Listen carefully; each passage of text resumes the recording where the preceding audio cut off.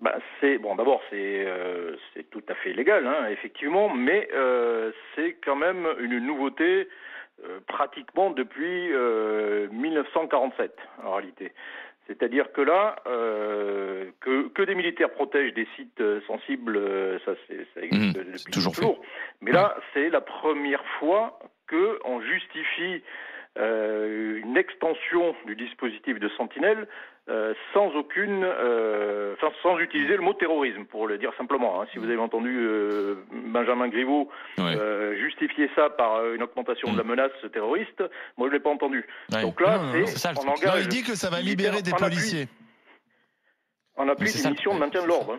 Ouais. Mais du coup, attendez, colonel, qu'on comprenne bien, quels seront les ordres qui seront donnés aux militaires que l'on mettra par exemple en poste devant l'Élysée, devant le ministère de l'Intérieur, et admettons qu'il y ait 150 Black Blocs qui arrivent devant eux, parce que c'est ça le schéma, hein, l'idée c'est celle-là, colonel. Quels seront les ordres, que peut-il se passer alors?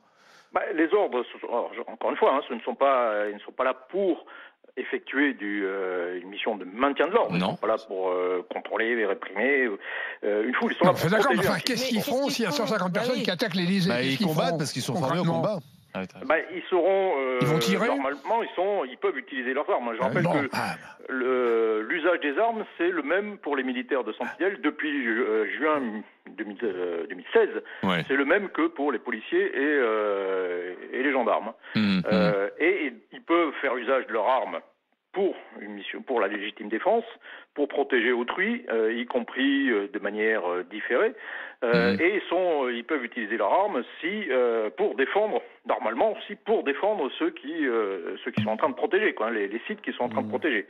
Et donc, évidemment, face à une foule ou face à des casseurs, des centaines de casseurs qui arriveraient sur eux, cela les place dans une position extrêmement délicate. Hein. Soit ils arrivent à se protéger, à barricader, et puis ils peuvent limiter les dégâts. Si c'est pas le cas, ils sont forcément placés devant une alternative un peu impossible. Hein. Soit utiliser leurs armes. Je rappelle qu'eux ne sont pas équipés pour faire le maintien de l'ordre. Il n'y a pas de LBD, il n'y a pas de. Soit ils ne font rien, soit ils ne tirent pas dans la foule. Et dans ce cas-là, c'est l'échec de la mission, c'était une profonde humiliation.